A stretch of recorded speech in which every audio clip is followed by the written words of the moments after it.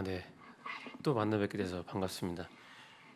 제가 이 정장을 입는 게 1년에 한 번 있을까 말까 한 일인데 벌써 두 번을 입었습니다. 지난주, 이번 주. 놀라운 일입니다. 제가 사실 어디 가서 설교하는 일이 드문 일이거든요. 마지막으로 다른 교회 가서 설교했던 게 한 1년 반 전인 것 같습니다. 1년 반 만에 이렇게 또 쓰니까 또 감회가 새롭고, 지난주에 나오셨던 분들이 대부분 나오셨네요. 자리를 좀 바꿔 앉으신 분 몇 분 보이시긴 하는데, 여하튼 지난주에 안 나오신 분은 안 계시죠? 계세요? 네. 책은 어떻게 좀 읽어보셨습니까? 네, 감사합니다. 오늘 책에 대한 내용도 좀 나오기도 하는데, 지난주 말씀과 함께 한번 어떻게 하나님의 말씀이 이 땅 가운데 또 저희가 어떻게 그 말씀을 실천하며 살았는지 간단하게 보면서 말씀을 드리면 좋을 것 같습니다. 혹시 잊어버리셨을까봐 저희 이제 프레밀리는 친구와 가족의 합성어라고 말씀드렸습니다. 혹시나 안 나오신 분 계실까봐 말씀드렸습니다. 그 책은 지난주에 잘 받으셨다고 말씀드렸고, 공짜로 드리는 건 지난주였습니다. 이제는 이제 혹시 받고 싶으시면 이제 들어가서 주문해서 사서 보시면 될 것 같습니다. 제가 보내드렸는데 특별히 수요일에 나신 분들은 다 받아보셨을 테니까 혹시나 또 읽고 싶으신 분이 계시면 뭐 교보문고나 이런 데 알라딘 같은 데 검색하시면 책이 나오더라고요. 저는 몰랐는데 누가 다 이렇게 올려놨습니다. 그래서 두란노먼에도 올라가 있으니까요. 한 번씩 사실 지금 사 보시고, 누가 그러더라고요. 댓글을 남기는 게 중요하대요. 댓글을 좋은 말로 써주시면 좋을 것 같습니다. 뭐 별로 재미없다가 아니라 은혜롭다 뭐 이런 말 써주시면 또 누군가 그걸 보고 또 저 책을 읽을 수 있다라고 또 누가 얘기하더라고요. 그래서 말씀을 드려봅니다. 지난주 설교 잠깐 리뷰해 보면 그렇습니다. 세 사람이 지나갔는데 예수님께서 그 이야기, 강도 만난 자의 이야기를 해주시면서 누가 그 사람이 이웃이 될 수 있을까라는 질문으로 지난주 설교가 마무리됐었습니다. 그래서 자비를 베푼 자, 누가 저 힘들어하는 사람, 어려운 사람의 이웃이 될 수 있을까? 그 사람의 이웃이 되는 게 우리의 일이다라고 말씀을 드렸었습니다. 그리고 이제 오늘 읽은 말씀이 뭐냐면 가서 너도 이와 같이 하라라는 말씀으로 이 본문이 마지막을 종결되게 되는데요. 헬라어 원문을 보게 되면 이 본문에 이 가서 너도 이와 같이 하라라는 그 원어의 그 뜻은 뭐냐면 현재 진행형으로 나와 있다고 합니다. 현재 진행형은 어떤 뜻이냐고 하냐면 한 번 하고 끝나는 게 아니라 계속 해야 되는 상태를 현재 진행형으로 헬라어는 쓰고 있다고 합니다. 그러니까 예수님께서 가서 너도 이와 같이 하라라고 하는 그 말씀 뜻에는 그 사람의 친구가 되는 행위를 한 번만 하고 끝나는 것이 아니라 어떻게 하라는 걸까요? 계속적으로 이어져야 한다라는 게 예수님의 마지막 부탁이라는 것입니다. 그래서 저희가 아내와 함께 제가 이 사람들의 이웃이 어떻게 되었는가를 차근차근 설명드릴 텐데, 이 부분을 설명드리는 이유는 좀 더 천천히, 그리고 왜 설명하냐면요, 여러분들이 성도님들이 올 한해 이 오산 지역에 이웃을 찾아간다고 하셨는데, 제가 이제 집에 돌아가는 길에 박찬호 목사님 잠깐 얘기 나눴을 때 성도님들이 어떻게 해야 될지 잘 모르시는 분들이 많다고 하시더라라는 얘기를 듣고서 좀 더 저희가 어떻게 다가갔는지, 그리고 저희가 어떻게 했는지를 말씀드리면 친구가 된다는 게 그렇게 어려운 건 아니구나라는 걸 조금은 알아가셨으면 좋겠다는 마음에 좀 천천히 설명을 드리려고 합니다. 일단은 이게 작년 통계에 나온 게 뭐냐면 우리나라에 이주 외국인이 한 200만 명이 조금 넘다라고 합니다. 그 오산 지역에도 좀 경기도 지역에도 좀 살고 있긴 하는데 일단 서울, 경기에 다 몰려 있고요. 거의 대부분의 사람들이 저게 나와 있지는 않지만 이제 그 또 통계가 하나 있는데 매년 한 20만 명 정도의 이주민들이 결혼을 합니다. 한국 사람들하고. 그리고 그 중에 10만 명이 이혼을 하고 있습니다. 그러니까 2명 결혼하면 1명 이혼하는 게 현재 이주민들의 현실인 것이고요.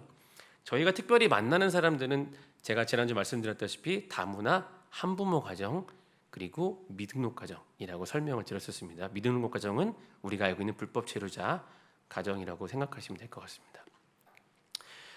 이 이주민 가정 중에서도 한부모 가정이 좀 더 어려운 이유는 뭐냐면요, 특별히 크게 세 가지로 좀 나눠볼 수 있습니다. 물론 이제 모든 가정이 이혼을 하게 되면 힘들어지는 게 경제적인 이유입니다. 모든 싱글맘들이 겪는 게 아이를 양육하다 보니까 이제 경제를 자기가 책임져야 되지 않습니까? 대부분 이주민 여성들이 한국에서 노동하는 이제 대부분의 환경은 이제 공장에서 일을 많이 합니다. 미신 공장에서. 그럼 미신 공장에서 아침 9시에 출근해서 저녁 7시까지 이제 일을 하게 됩니다. 그렇게 해서 한 달 내내 돈을 벌면 적게는 한 180만 원, 많으신 분들은 한 200 몇만 원을 버는데, 그러니까 이제 자기가 이 아이의 한 명에서 3명 정도 되는 아이들을 혼자 먹여 살려야 되니까 이제 아침부터 저녁까지 이제 생활 전선에 내몰리게 되는 거죠. 그러다 보니까 이제 뭐가 문제가 생기냐면 아침 9시에 나가서 저녁 7시에 들어오니까 뭐가 없을까요? 아이와 함께 해준 시간이 줄어듭니다. 아침에 9시까지 나가야 되니까 아이의 아침을 챙겨주는 시간이 부족하고요. 저녁에 7시에 들어오니까 아이의 저녁을 함께하는 시간이 부족한 게 현실입니다. 그러니까 자녀 양육에 문제가 생기는 거죠. 아이는 혼자 항상 집에서 핸드폰 보거나 게임하거나 놀고 있고, 엄마 저녁에 집에 들어오면 힘드니까 아이를 돌보거나 아이를 봐줄 수 있는 힘의 여력이 없는 거죠. 그러다 보니까 자녀 양육에 문제를 겪게 됩니다. 세 번째 문제는 뭐냐면, 이 부분들이 대부분 이혼하는 사유가 저희가 만나는 가정에 한해서 설명을 드립니다. 대부분 가정폭력이라든가 남편의 그런 폭력 문제, 알코올 문제로 이혼하는 분들이 저희는 이제 대다수입니다. 그러다 보니까 이분들이 아이를 임신하고 양육하면서 이 어머니들이 겪는 산전, 산후, 우울증 문제들 다 있지 않습니까? 그것들을 남편들이 잘 보듬어주고 다듬어줘야지만 이 우울증 문제가 완화가 되고 아내가 좀 더 건강해지는데, 그런 정신적인 문제를 아무도 터치하지 못하다 보니까 엄마들은 대부분 우울증을 갖고 살아요. 그러다 보니까 아이가 스트레스를 주면 엄마의 우울증은 폭발하게 되는 겁니다. 그럼 그게 뭘로 번질까요? 자녀에 대한 폭행으로 이어지게 되는 거죠. 근데 그 아이를 왜 때릴까요? 이 아이는 자기를 때린 남편의 자식인 겁니다. 그러다 보니까 좀 더 폭력성이 강해지고요. 그러다 보니까 조금씩 그 폭력의 강도가 높아지는 게 이주민 한부모 가정, 특별히 저희가 만나는 가정의 현실이라고 볼 수 있을 것 같습니다. 그래서 책은 읽으신 분들은 좀 아시겠지만 그 첫 번째 그래서 저희가 처음부터 이 사역을 막 하려고 했던 게 아니라 2019년도에 아내랑 저랑 결혼했는데 옆에 좀 잘 보이시나요? 연예인이 2명 서 있습니다. 저보다 좀 더 잘생긴 사람, 제 아내보다 잘생겼다면 안 되니까, 이쁘다면 안 되니까 제 아내만큼 이쁜 사람, 이 두 사람 서 있습니다. 그래서 션과 정혜영이 저희 가정에 무료 결혼식 해줬었는데, 그때 당시 이제 결혼을 하고 싶었지만 이제 경제적으로 여유가 있지 않다 보니까 그때 당시에, 지금은 션이 하지 않지만 이제 행복한 가정 만들기라고 해서 무료로 결혼식을 올려주는 프로젝트를 션이 하고 있었습니다. 그래서 아내가 장문의 편지를 썼는데 저희가 당첨이 된 거예요, 션한테. 그래서 션이 이제 청담동에서 결혼식을 해줬습니다. 그래서 저 결혼 어제 청담동에서 했습니다. 그래서 결혼을 했는데 이제 저희도 결혼을 하다 보니까 션이 이제 매년 결혼기념일 밥퍼 봉사를 하잖아요. 그래서 저희도 아내랑 야 우리도 뭔가를 한번 해보자, 결혼기념일에 션처럼 좀 해보자라는 이제 마음을 먹었었습니다. 션은 하루에 10,000원씩 모았다고 했는데 저희는 이제 10,000원씩 못 모으니까 하루에 1,000원씩 모으자 우리는. 제가 그때 전도사니까 벌어봤자 뭐 70만 원 벌 때고 그러니까 어떻게 10,000원을 모으겠습니까? 그래서 하루에 1,000원씩 모아서 36만 5천 원을 만들었습니다. 그래서 이제 아내하고 이걸 어떻게 쓸까 고민하다가 저희는 그냥 아내한테 그냥 션이랑 같이 밥이나 풀어 가자 일단 했는데, 그때 당시 아내가 일했던 직장이 어디냐면 외국인 근로자 센터에서 팀장 역할을 하고 있었습니다.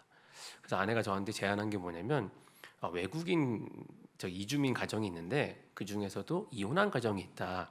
그리고 장애 아이를 둔 가정이 있다. 이 가정들하고 우리가 시간을 보내면 어떻겠냐는 제안을 했습니다. 그럼 어떻게 보낼까라는 이제 고민을 하다가 아내랑 저랑 36만 5천 원으로 우리가 몇 명이랑 뭘 할 수 있을까? 근데 아내가 10가정을 추려왔습니다. 한 30명 되더라고요. 그럼 30명에서 36만 5천 원을 모아야지 밥이나 한 끼 먹어야겠다. 그럼 10,000원짜리 하나씩 먹으면 끝날 거 아닙니까? 근데 약간 욕심이 생겼어요. 그래서 아내랑 저랑 지금은 좀 자주 갈 수 있는 여러분들도 마찬가지겠지만 그때 당시에 10여 년 전에는 빕스 이제 아웃백 가는 게 조금은 저도 버거웠던 시절이 있었기 때문에 우리가 이 돈을 가지고 이 사람들하고 좋은 데 가서 밥을 먹어보자. 이 아이하고 엄마는 하루 종일 일하고 월화수목 금토 일하고 일요일 날 조금 쉬는데 경제적인 여유가 없는 엄마들하고 아이가 좋은 데 가서 밥을 먹어본 적이 있었겠느냐라는 생각에서 그때 당시 이제 아웃백 점장을 만나러 가서 점장이랑 얘기를 했습니다. 우리가 이런 취지로 일요일 날 오후 4시에 이 룸을 예약하고 싶다. 근데 조건이 좀 있다. 런치 가격에 좀 해달라. 평일 런치 가격에 주말 오후 4시에 대관을 해달라. 약간 좀 억지가 있었죠. 왜냐하면 주말에는 피크 타임 아닙니까? 게다가 생일 파티 룸까지 달라고 했거든요. 다행히 점장이 줄 수 있다고 해서 이 가정들하고 처음으로 HB 아웃백 가가지고 처음으로 2010년 10월 달에 식사를 했습니다. 이게 이제 저희 결혼기념일 처음 나눔을 시작한 겁니다. 이게 저희 프레밀리의 처음 모임인 거예요. 지금으로 따지면 저렇게 모여서 지금 있는 저기 있는 가정들을 지금도 계속 만나고 있고, 한 가정을 제외하고는 지금도 계속 교류하면서 이 가정들이, 저기 보이는 뭐 갓난 아이가 지금의 중학생이 됐고, 저기 있던 초등학교 3학년이 지금 성인이 돼서 저희 카페에서 일을 하고 있고, 뭐 이런 아이들이 다 있습니다. 저희 처음 모임을 하면서 이제 한 달에 1년에 한 번 저는 이들을 만나게 되겠죠. 그래서 아내한테 그럼 그 다음에는 누굴 만날까? 그러니까 아내가 이 사람들 만났으면 계속 만나야지 뭐 누굴 만나냐. 그래서 아니 또 다른 사람들을 만나야 되지 않을까 했더니 아내는 이 사람을 만났으면 계속 만나야 된다라고 해서 그 사람들하고 계속 1년에 한 번씩 밥을 먹기 시작했습니다. 그렇게 한 4년을 먹으니까 조금은 제가 소외되는 것 같은 거예요. 그렇잖아요. 돈은 제가 모아서 밥을 사주는데 아이들은 저한테 관심이 없어요. 자기들끼리 놀기 바쁘고, 저는 가서 이렇게 선물 갖고 가서 레크레이션 해주고 선물 주고 나면 밥 먹을 때 그냥 혼자 먹고 있습니다. 애들끼리 자기들끼리 놀고 막 엄마들 자기들끼리 떠들고 막 놀아요. 약간 제가 셈이 났어요. 그래서 야, 좀 내가 소외되는 것 같다. 안 되겠다. 그러니까 다음에는 놀러 가야겠다. 1박 2일, 2박 3일 놀러 가야 내가 좀 존재감이 있지. 야, 애들이 나는 전혀 관심이 없어 나한테. 라는 마음과 더불어서 또 하나는 밥만 먹다 보니까 좀 뭔가 아쉬운 거예요.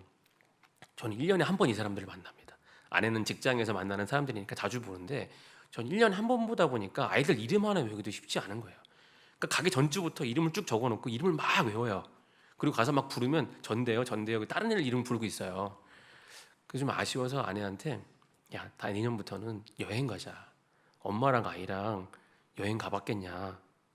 주말에 겨우 1시간 뭐 2시간 엄마랑 애랑 뭐 주일날 잠깐 쉬는 날 하루인데 캠프 한번 가보자라고 해서 그때 당시 2014년도부터는 아이들하고 1박 2일, 2박 3일 캠프를 기획하기 시작했습니다.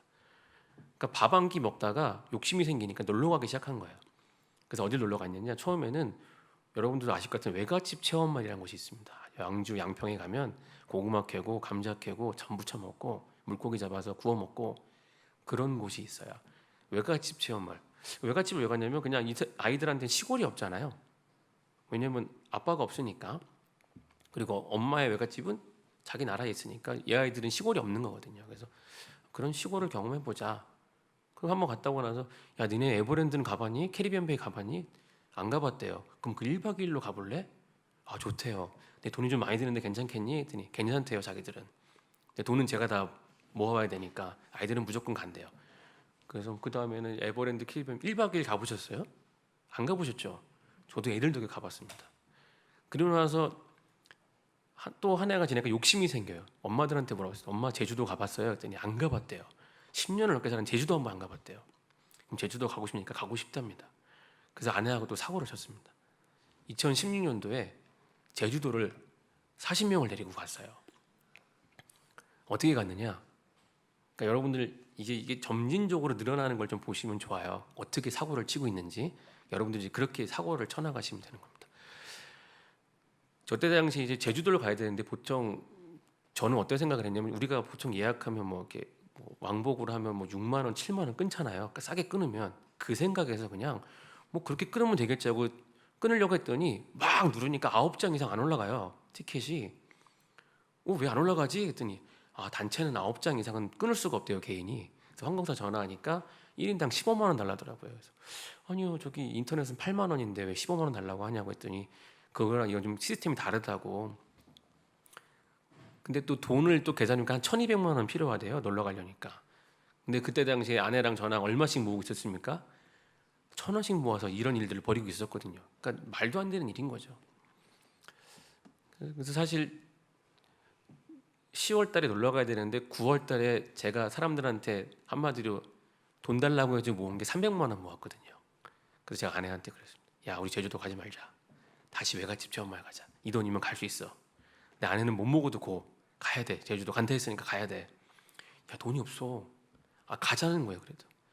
그래서 제가 9월 마지막 날 밤에 혼자 밤 11시에 컴퓨터 앞에 앉아가지고 무슨 짓을 했냐면 300만 원 갖고 9장씩 4번 예약을 했어요.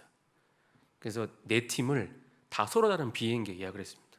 A팀 1번 비행기, B팀 2번 비행기, 3번 팀은 3번 비행기. 이런 식으로 비행기 4대에 9장씩 끊어가지고 이제 분산 예약을 한 거죠. 물론 마지막에는 계속 이걸 취소하고 또 매매하고 해서 한 대에 다 타고 가긴 했지만, 그런 이제 사고를 치면서 이 사람들하고 계속적으로 관계를 이제 맺어가게 됐는데, 여러분들 1년에 한 번 보다가 여행을 가게 되면 24시간을 계속 보게 되잖아요. 그럼 뭐가 보입니까? 엄마가 아이를 어떻게 대하는지가 계속 눈에 보이는 거예요. 그러다 보니까 문제가 뭐냐면, 아이들의 문제와 엄마가 아이를 대하는 문제를 계속적으로 경험하다 보니까 그 문제를 그냥 두고 볼 수 없게 된다는 거죠. 그냥 나 몰라라 할 수 없게 되는 상황이 된 겁니다. 그리고 이제 또 이 부분을 설명드리고 넘어갈 건데, 그리고 2015년부터는 이제 매월 모였어요. 매월 1년에 한 번 모이다가 매월 모였습니다. 근데 장소가 없으니까 어디서 모였냐면 공원에서 모였어요. 그러니까 3월부터 11월까지만 딱 모입니다. 12월, 1월, 2월은 추우니까 모일 데가 없어서 못 모이고, 3월부터 10월, 11월까지 애들하고 공연에 모여서 이제 매달 모임을 시작했습니다. 그러니까 자주 보다 보니까 이제 그 가정의 문제가 눈에 보이기 시작하는 거예요. 근데 사실 아내도 복지사고 저도 복지를 하는 입장에서 복지사들이 가정의 문제에 개입하지 않습니다. 그냥 일어나는 사건, 사고에 대해서 어떤 개입을 하고, 돈이 필요하거나 그러면 공공적인 걸 연결해 주거나, 뭐 상담을 받게 해주거나 이렇게 하는데, 뭐 가정에 엄마랑 자녀가 문제가 있으면 그냥 그 가정의 문제지 내가 개입할 문제는 아니야라고 선을 긋게 되는데, 이때부터는 엄마들이 그런 문제를 어디다가 얘기하냐면 저희 아내한테 얘기를 하는 거예요. 저희한테 얘기를 하는 겁니다. 그러니까 복지관에 가서 얘기하는 게 아니라, 선생님 우리 애가 말을 안 들어요, 선생님 이런 문제가 생겼어요라고 저희한테 이야기를 하기 시작하게 되는 거죠. 그러니까 그런 문제가 많아지다 보니까 아내도 저도 직장 생활하는 입장에서 약간의 문제가 생긴 거예요. 제 전화가 옵니다. 그러면 엄마들이 하소연을 시작해요. 그럼 잠깐 하고 끝나면 좋은데 1시간이 되고 2시간이 되는 겁니다. 그러니까 이게 직장 생활이 될까요, 안 될까요? 그러니까 아내도 안 되는 거고, 저도 갑자기 문제가 생기면 그 집을 가봐야 되니까 저도 갑자기 휴가 내고 그 집에 가서 문제를 같이 봐주는 이제 처지가 되게 된 거죠. 그러니까 아내랑 저랑 계속적으로 그렇게 이 가정의 문제에 개입하다 보니까 이거는 자원봉사의 문제로 끝날 수 있는 일이 아니게 된 겁니다. 그래서 2016년도에 아내랑 저랑 드디어 여러분들이 알고 있는 프레밀리라는 이제 단체를 설립하게 됩니다. 설립하면서 아내랑 저랑 약속한 게 있어요. 한 생명을 살리는 데 집중하자. 일반 복지관처럼, 일반 복지재단처럼 그냥 수혜해 뭔가를 나눠주고 끝나는 복지가 일이 아니라, 그냥 한 사람, 그 한 사람의 문제를 해결하는 데 집중하자. 더불어서 정부 지원을 받지 말자라고 했습니다. 여러분, 정부 지원을 받게 되면 편합니다. 왜냐하면 월급이 생겨요. 그리고 일할 수 있는 돈이 생깁니다. 그럼 편해요. 근데 문제는 뭐냐면 돈을 준 사람의 명령에 따라야 됩니다. 왜냐하면 그거 하라고 준 돈이니까요. 그러면 저희가 그 일을 하려고 하는 게 아니라, 저희는 복지관이 하고 있지 않는 일, 정부가 하지 않는 일을 하려고 마음을 먹고 이 단체를 설립한 겁니다. 그러니까 사람들이 가끔 물어봐요. 한국어 교육 안 해줍니까? 한국어는 복지관에서 하는데요. 뭐 음식 같은 거 뭐 문화 교육 안 합니까? 그거 저기 다 주민센터에서 하고 복지관에서 하고 있는데요. 그럼 여러분들은 뭐 하세요? 그러면 저희는 뭐예요? 그러면 저희는 그 사람들이 하지 않는 거, 정부가 하지 않는 거, 그거 하고 있습니다 라고 답변을 드려요. 그리고 또 하나, 저희 아내가 좋아하는 말씀인데, 고아와 과부를 위하여 정의를 행하고 나그네를 사랑하라고. 그러니까 고아와 과부 다 이주민 엄마들한테 있습니다. 과부죠, 나그네죠, 고아된 사람들도 있거든요. 그리고 또 하나님의 아버지 앞에서 정결하고 더러움이 없는 경건은 고아와 과부를 그 환난 중에 돌보는 거라고 이 말씀에 나와 있어서, 아내와 저는 이 고아와 과부 같은, 이 나그네 같은 이들에게 집중하자라고 마음을 먹고 이 단체를 설립했습니다. 그러니까 조금 힘들어요. 왜냐하면 정부 지원을 받으면 엄청 편하거든요. 근데 그게 없다 보니까 다 일일이 개인적인 후원을 받으러 뛰어다녀야 됩니다. 무슨 일이 생기면 가진 게 없으니까 밖에 나가서 다 벌어와야 돼요. 그래서 이 사람들하고 뭔가를 만들어가기 위해서 뭔가 도와주기 노력을 해야 된다는 것이죠. 그렇게 이 아이들하고 관계를 맺다가 여러분들이 이제 보셨던 책의 첫 번째 아이가 바로 주인공이 바로 이 아이입니다. 책에 다 쓰지 못했지만 이 아이가 지금 이제 23살이 2살이 된 아이인데, 이 엄마는 베트남 엄마고요. 이 아이가 태어나고 얼마 되지 않아서 이제 엄마는 이제 이혼을 했죠. 남편의 가족 문제로 폭력으로. 그래서 이제 엄마가 돈을 벌어야 되니까 이 아이를 보육원에 맡겨요. 그때가 초등학교 들어가기 전의 일입니다. 그리고 보육원에 맡기고 엄마가 일을 나간 사이에 보육원에서 사건이 터집니다. 오빠도 이 아이를 건든 거예요. 그러니까 엄마한테 그래서 이 아이가 이야기를 해요. 엄마, 나 이런 일을 당했어 라고 이야기를 합니다. 그럼 한국 엄마 같았으면 큰일 나죠. 그 기관 뒤집어졌습니다. 근데 엄마는 문제가 생길까봐, 그리고 문제되는 게 싫어서, 그리고 아이의 말을 다 믿지 못해서 그냥 그 보육원에서 아이를 데리고 나와요. 그게 이 아이한테 첫 번째 상처가 됐습니다. 그러면서 이 엄마가 남자친구를 사귀었는데, 소위 말하는 이제 유부남과 이제 그런 이제 불륜의 관계를 가지게 됐습니다. 이 남자는 이제 온갖 좋은 말로 다 나 이혼할 거다, 널 위해서 내가 다 해줄 거야라고 하면서 뭐 집도 얻어주고 막 합니다. 그러고 나서 그게 이 아이가 이제 4학년 때 일인데, 엄마가 돈 벌러 나간 사이에 또 이 남자친구가 이 아이를 건드려요. 그리고 또 아이가 이 사실을 또 엄마한테 조심스럽게 이야기를 합니다. 그러니까 엄마는 또 믿지 않으려고 하죠. 자신의 남자친구인데. 또 두 번째 상처가 이 아이한테 주어집니다. 하여튼 우여곡절 끝에 이 남자는 감옥에 어떻게든 가게 됐습니다. 감옥에 가게 돼서 1년이라는 기간을 살다가 이제 출소를 하게 됐는데, 그때가 이 아이가 5학년에서 6학년 넘어갈 때입니다. 근데 엄마가 갑자기 다급하게 전화가 왔어요. 선생님 큰일 났어요. 왜 그래요 했더니 이 남자가 출소를 한다는 겁니다. 근데 왜 큰일입니까? 이 남자가 우리 아이의 이름도 다 알고 주민번호도 다 알고 지금 살고 있는 집도 이 남자가 얻어둔 집이라는 겁니다. 그래서 불안하다는 거예요. 그래서 이 남자가 좀 있으면 출소하는데 어떻게 하면 좋을까요? 벌벌벌 떨면서 연락이 왔습니다. 그래서 저희가 급하게 이 가정을 저희가 살고 있는 집 옆집으로 이사를 시켜요. 이 아이가 6학년 될 때입니다. 그리고 이 아이의 딸이 셋이 있었는데 이 딸의 이름을 제가 다 바꿔줍니다. 1, 2, 3를 다 바꿔주고 거주지를 이전시켜주죠. 근데 문제는 뭐냐면 엄마가 저희 옆에서 같이 살면 좋은데 1년 정도 같이 살면서 저희가 가정이랑 같이 식사도 자주 하면서 이 아이를 잘 보듬어주고 있었는데, 6학년 말이 돼서 중학교 올라갈 때 엄마가 다시 좀 안정이 되니까 다시 살던 곳으로 돌아가겠다는 겁니다. 그리고 그곳에서 본인이 하던 미신공장 일을 계속 하고 싶다고, 또 본인이 간다니까 막을 수 없어서 돌려보냈는데, 문제는 바로 한 달이 다 터졌습니다. 갑자기 이 아이가 전화가 온 거죠. 책에 나온 것처럼 선생님, 엄마가 저를 칼로 찔렀어요. 그래서 물어봤습니다. 피가 나니? 피가 나지 않는다고 합니다. 지금 어디 있니? 찜질방에서 자고 있습니다. 집으로 와라 해서 저희 집으로 오게 됐죠. 그리고 엄마한테 조심스럽게 물었습니다. 요즘 잘 지내고 있느냐? 그러니까 엄마는 요즘 큰딸 때문에 힘들어 죽겠다 하소연을 하죠. 뭐가 이렇게 힘듭니까? 했더니 방에 가면 엄마가 밤 11시에 들어오는데 중학생인 딸은 설거지도 안 도와주고 청소도 안 도와주고 자기의 방에 들어가서 나오지도 않고 방문에 열고 들어가면 발을 디딜 곳이 없이 지저분하고, 너무 말을 안 듣는답니다. 그래서 말을 듣게 하려고 여러 번 때렸는데 말을 너무 안 듣는다는 거예요.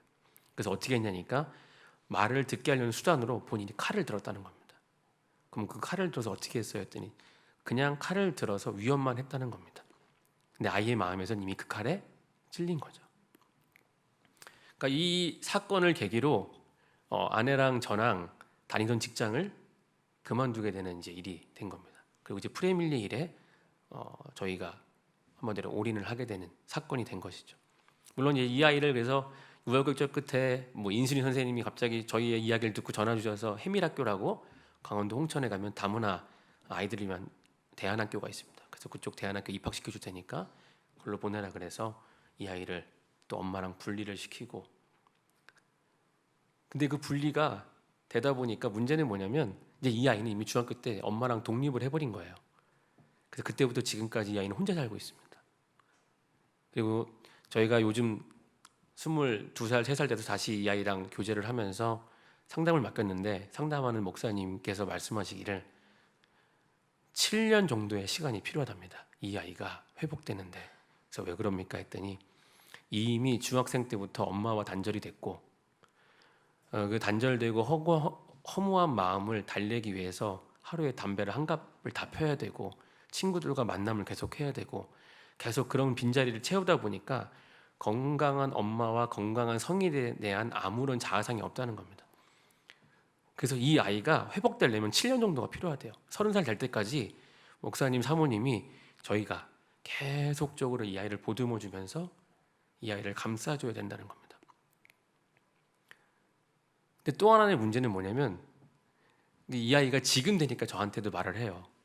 사실 자기 고등학생 때, 중학생 때 제가 너무 싫었대요. 너무 무서웠대요. 그게 결국 성인 남성에 대한 두려움인 거죠. 그리고 또 공교롭게도 상담하는 목사님 만나러 갔는데 끝나고 저한테 그러더라고요. 상담하는 목사님 눈이 그 아저씨랑 너무 똑같아요. 그런 이제 그러니까 이 회복이 안 된 상태에서 성장하다 보니까 시간이 많이 필요하다는 거죠. 그러니까 지금도 이 아이는 그러니까 엄마한테 가서 제가 얘기하면 얘 상담 배우고 싶대. 그러니까 엄마 그래요 선생님? 저희한테 소식을 들어요. 자기 딸의 소식을. 얘가 이거 하고 싶다니까 이런 거 하고 싶대. 얘기해주면 그래요? 그래요? 그만큼 서로 간의 관계가 단절돼 있다는 거죠. 아까 말씀드렸듯이 저희가 한 사람이 집중하다 보니까 이런 원래는 복지라든가 모든 것이 그렇지만 실적 위주 아니겠습니까? 나라에서도 원하는 게 뭡니까? 이 숫자에 되게 민감하거든요. 10명 모였냐 100명 모였냐 이걸 카운팅하는데 저희가 그런 정부의 지원 없이 일을 하다 보니까 전 한 아이에 대해서 집중할 수 있고 한 사람에 대해서 한 가정에 대해서 더욱더 다가갈 수 있게 된다는 것이죠. 그래서 저희가 중점적으로 하는 일은 지금은 이제 크게 3가지를 하고 있습니다. 첫 번째는 저 지역사회 안전망이라는 걸 통해서 예배 공동체를 만들어가고 있고요. 두 번째는 4음세대 자녀 돌봄이라 그래서 또 위켄 주말 학교를 하고 있고요. 세 번째는 이제 자리외 부분에 있어서 이제 매장을 운영하고 있는데 이런 부분들이 어떻게 발전되는지 하나씩 좀 보여드리겠습니다. 제가 2015년도에 이제 매월 모임을 시작한다고 말씀드렸죠. 2015년도에 매월 모임을 하다가 2016년도에 제주도를 갔는데 제주도에 가서 저희가 2016년까지 제가 목사임에도 불구하고 이 사람들하고 예배를 잘 안 드렸어요. 1년에 딱 2번 드렸습니다. 3월 달에 시작할 때 그리고 10월 달에 캠프 갈 때 그냥 예수님 잘 믿어라 그 얘기 해줬습니다. 우리를 구원할 사람은 예수님밖에 없다 이 얘기만 해줬는데 2016년도에 제주도를 갔는데 사람들한테 물어봤어요. 제주도 중에서 제일 기억에 남는 게 뭡니까? 라고 물어봤더니 전부 다 뭐라고 한지 아세요? 마지막 날 예배가 제일 기억에 남았대요. 신기하죠? 저기 간 10가정 중에 2가정을 빼고는 교회 다니는 사람이 아무도 없습니다. 중국 엄마 2명을 제외하고 나머지 8가정은 다 베트남, 필리핀 엄마들은 교회를 안 다녀요. 근데 뭐가 기억에 남냐 보니까 엄마들은 다 예배를 해요. 신기하다. 그래서 예배가 왜 기억에 남았을까? 아내랑 저랑 곰곰이 생각해봤습니다. 예배 때 난 말씀도 안 전했는데 아내가 얘기했는데 내가 능력이 없었나? 아내의 말씀에 은혜를 받았나? 뭐였을까? 막 고민하다가 아내랑 저랑 결론 내는 게 뭐냐면 마지막에 찬양을 제가 인도하면서 아이들의 손을 붙잡고 당신은 사랑받기 위해 태어난 사람 찬양을 불러주라 그랬어요. 그리고 아이의 눈을 좀 봐주라 그랬습니다. 근데 엄마들이 다 우는 거예요. 그냥 우는 겁니다. 그걸 생각하면서 엄마들이 아이한테 눈을 바라본 일이 없었나 보다. 그리고 아이한테 사랑한다는 말을 해본 적이 없었나 보다.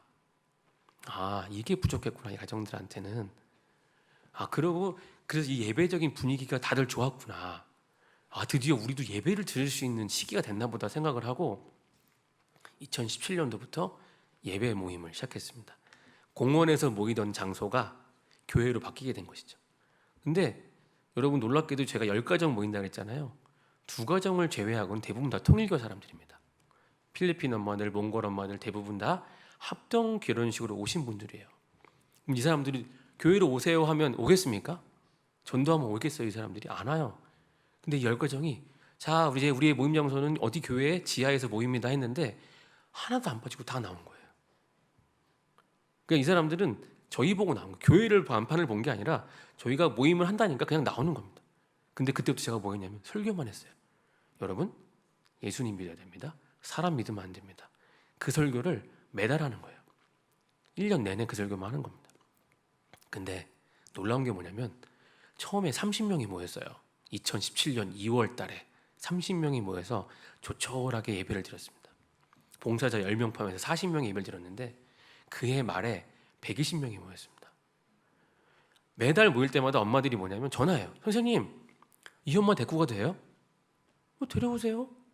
선생님, 이런 엄마 데려가도 돼요? 데려오세요. 그냥 계속 물어보는 거예요. 데리고 오세요, 데리고 오세요.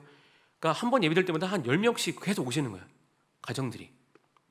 근데 오는 가정들이 어떤 가정들일까요? 다 이혼을 앞두고 있거나 이혼했거나 문제가 있는 가정들만 계속 오게 되는 겁니다. 그러다 보니까 무슨 일이 발생했냐면 예배 모임 가운데 한 아이가 엄마가 왔어요. 2017년 저희가 2월에 예배 드렸다고 했잖아요. 5월 달에 어떤 엄마가 왔습니다. 근데 엄청 어두운 얼굴로 왔어요. 근데 이 아이의 엄마가 이렇게 핸드폰에 사진, 아내가 이제 상담을 하는데 핸드폰에 사진이 있길래 이 아이가 누구냐, 자기 아이래요. 근데 왜 이러고 있냐 했더니 6개월 만에 미숙아로 태어난 아이라는 겁니다. 여러분 보신 책에 나오는 아이입니다. 2017년 3월에 태어났는데 6개월 말에 태어나서 인큐베이터 안에 들어가 있다는 겁니다. 근데 왜 이렇게 힘드냐 했더니 미숙아로 태어난 거 플러스 심장 기형으로 태어난 거예요. 그래서 이 자신방과 우심방에 들어가는 그 혈관이 바뀌어서 태어난 겁니다. 그래서 지금 이 심장 기형까지 있다 보니까 좀 힘든 상태다. 그러냐라고 저는 5월 달에 만남을 가지면서 그런가 보다 했는데 아내가 병문안을 가자는 겁니다. 그래서 2017년 바로 그 다음 날 바로 6월 초에 서울대 이제 신생아중환자실에 병문안을 갔어요. 근데 보통 목사들도 그렇고 병문안 사람들도 마찬가지입니다. 병문안 한번 가면 그 다음에 좀 자주 잘 안 가잖아요. 한번 갔다 오면 됐으니까. 근데 갔는데 이렇게 물어봤어요. 엄마한테, 아날린, 근데 병문안은 누가 와요? 했더니 아무도 안 온대요. 그래요? 그러면 그 나가는 교회에서는 어떻게 왔다 갔어요? 했더니 부목사님이 잠깐 한번 왔다 갔대요. 담임 목사님은 안 오셨대요. 그래? 좀 얘기를 해야 되지 않을까? 치료비는 얼마나 나왔어? 2,500만 원 나왔대요. 그래서 지금 엄마 얼마 있어? 5천만 원 있다. 500만 원, 5천만 원. 큰일 날 뻔했네. 500만 원 있대요. 2천만 원이 비는 거예요. 그래요? 알겠습니다. 근데 어떡하지? 그래서 아내랑 고민하는데 좀 가슴 아팠던 게 병문안 오는 사람이 아무도 없다는 겁니다. 엄마는 밤에 일을 해요. 밤 8시부터 아침 8시까지. 야간에 일을 하고 아침 10시에 아이 병문안 하러 병원으로 바로 오는 겁니다. 그리고 집에 와서 잠깐 자다가 7시에 병문안을 또 한번 면회를 하고 저녁에 일을 하러 가는 상황이 있는 거예요. 그 엄마의 상황을 들어보니까 너무 딱한 거예요. 그래서 일단은 아내랑 저랑 매주 월요일마다 이 아이의 병문안을 갔습니다. 병문안을 하다 보면서 느낀 게 뭐냐면 원래 신생아중환자실은 엄마 아빠 아니면 못 들어가요. 근데 저는 그것도 모르고 들어갔어요. 그냥 사실 법에 걸리는 건데 그 엄마랑 들어가니까 아빠인 줄 알았나 봐요. 들여보내주더라고요. 그래서 맨날 보고 나면서 의사한테 물어봤어요. 얘가 가망이 있습니까? 가망이 없대요. 왜요? 보통 애들은 미숙아로 태어나면 인큐베이터에서 3개월 살면 나오는데 이 아이는 심장 기형이라 더 힘들다는 겁니다. 그러니까 1차 수술은 뭐 한가 하면 이 미숙한 장기들을 메꾸는 수술을 해준 거예요. 심장 수술을 한 게 아니라. 그러니까 2차 수술을 들어가야 되는데 저게 성공할지 안 할지도 모르겠고 사실 불확실하다는 겁니다. 그러냐고 제가 아내한테, 그래서 언제까지 이 아이에 대해서 병문안을 우리가 와야 되니? 그리고 우리가 얼마만큼 책임져야 될까? 사실 우리가 이걸 할 수 있는 우리의 범위 바뀐데, 왜냐면 2016년에 저희가 프레미를 시작하면서 1년 동안 모았던 돈이 2,400만 원이에요. 후원금 받은 게. 근데 이 아이가 이미 2,500을 이미 병원비가 2,500인 거예요. 그러니까 제가 이거를 모금한다고 해서 할 수 있는 금액의 범위 밖에 있는 거였거든요.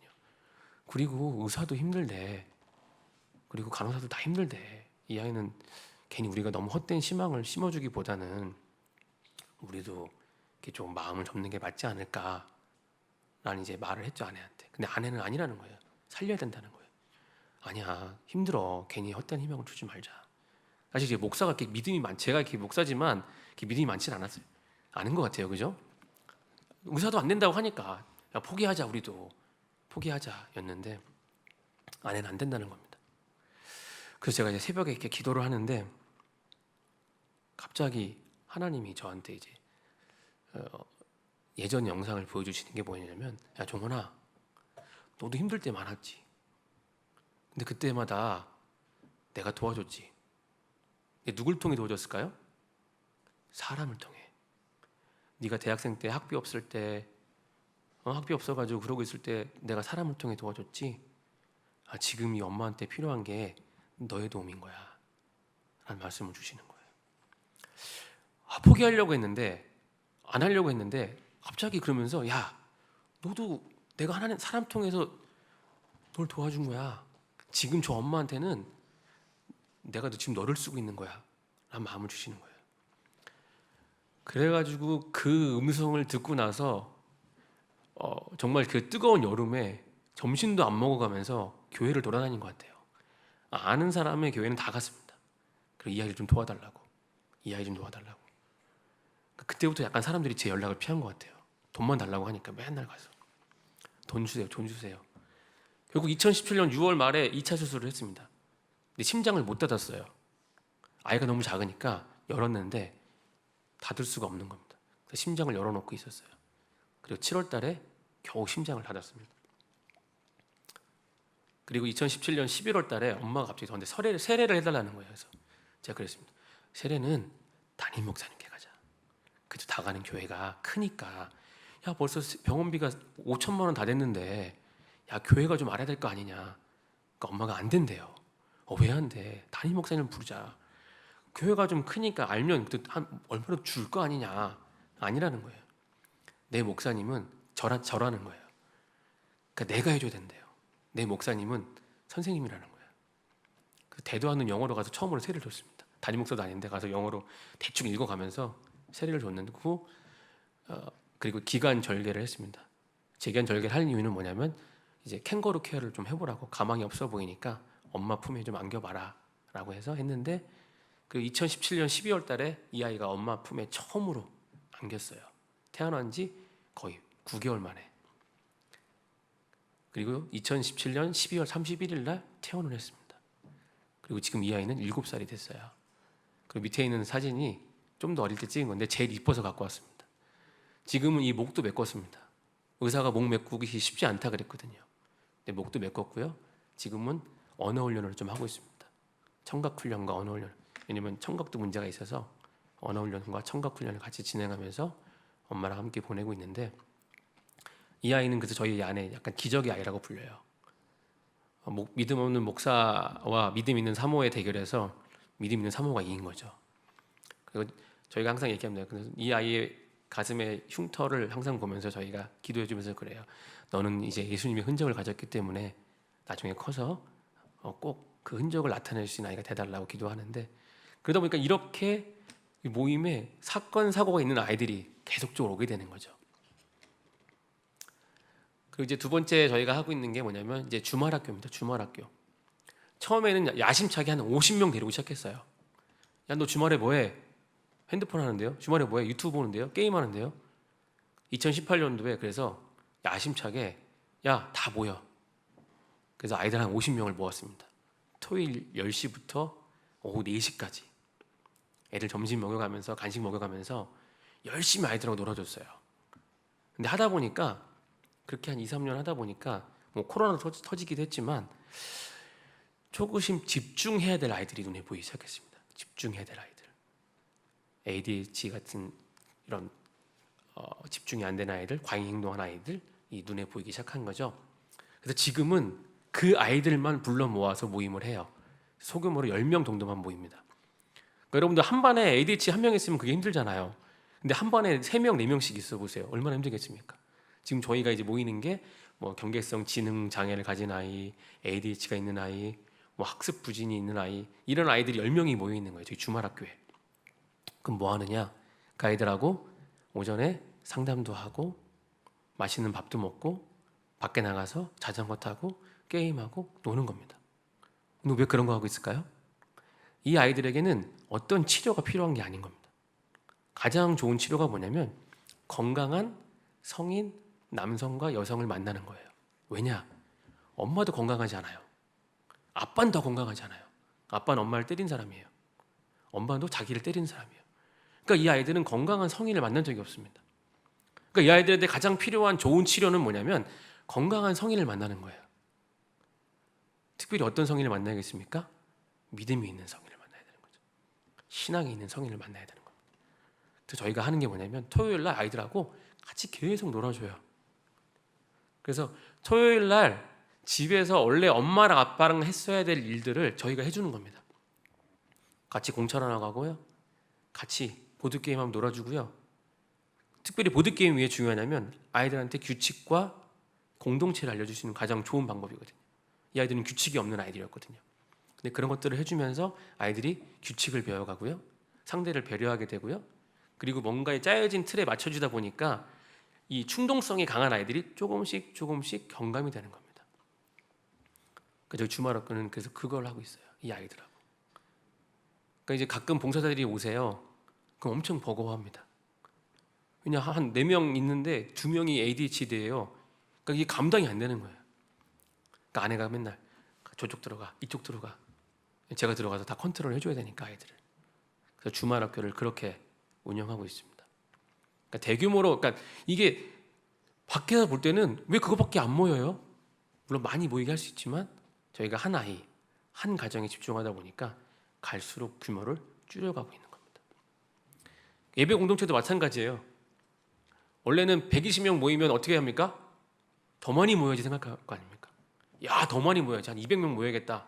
근데 저희가 과감히 장소를 옮겼어요.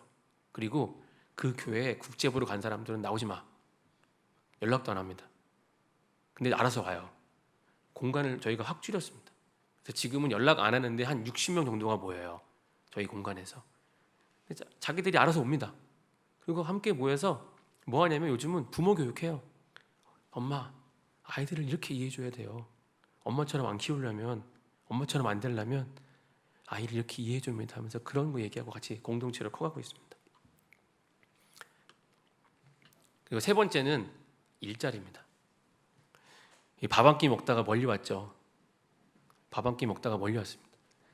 이제는 뭘 만들었냐면 엄마들이 아침 9시부터 저녁 7시까지 일을 하다 보니까 그 자녀 양육에 문제가 있다고 말씀드렸잖아요. 그래서 우리가 엄마들이 아이를 양육할 수 있는 직장을 만들어 보자라고 생각한 게 뭐냐면 베트남 식당을 만들었습니다. 저희 베트남 엄마들이 요리를 잘하거든요. 그래서 그 엄마하고 베트남 식당을 만들었어요. 출근 시간이 오전 10시입니다. 퇴근 시간은 오후 6시예요. 그러니까 사람들이 물어봐요. 장사 안 하냐고. 그 토요일 날은 아침 10시부터 3시까지만 합니다. 그러니까 사람들이 물어봐요. 장사 안 하냐고. 엄마들이 애 보러 가야 된다고. 엄마들이 저녁을 주러 가야 된다고 얘기를 하고 있습니다. 저희가 만들면서 그랬어요. 엄마들한테 엄마, 월급은 조금 적게 받더라도 아침에 아이하고 충분한 시간을 보내고 저녁에 집에 가서 아이와 저녁을 먹을 수 있는 시간을 만들자. 그게 좀 더 우리한테 필요한 것 같다. 그래서 지금 여기서 베트남 엄마 2명과 라오스 엄마 1명 그리고 필리핀 이주 가정의 청년 저랑 만난 지 14년 된 그 아이가 아르바이트 일을 하고 있어요. 물론 플러스가 나진 않지만 저희가 의미를 두는 건 이 사람들이 스스로 여기서 일을 하면서 가정과 돈을 벌면서 자존감이 올라가고 있다는 겁니다. 저희 대단합니다. 동네 맛집이에요. 사람들이 점심시간에 줄을 서야 됩니다. 근데 매장이 너무 작아요. 8명밖에 못 앉아요. 그러니까 이게 장사가 되겠습니까?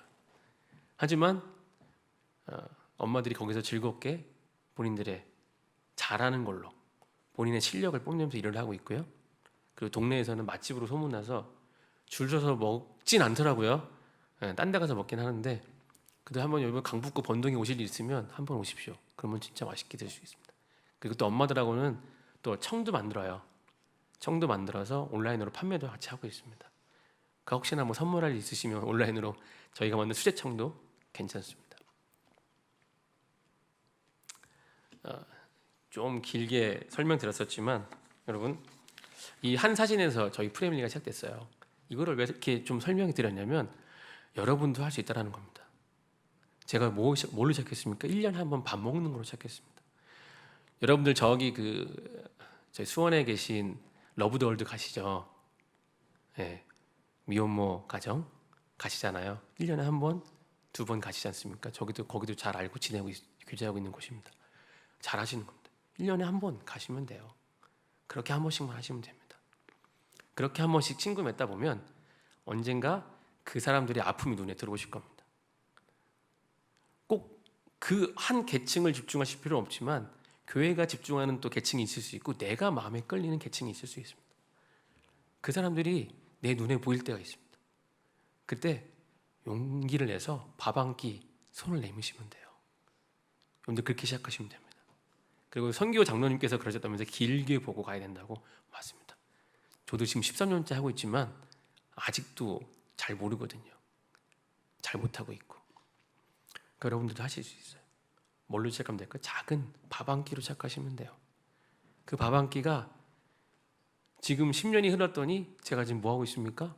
아이들을 가르치고 있고 엄마들하고 장사하고 있고 또 엄마들하고 예배드리고 있고 그래서 아이들의 삶에 개입하고 있고 여러분 이 지역에서 이 교회가 잠깐 있다 떠날 교회가 아니지 않습니까?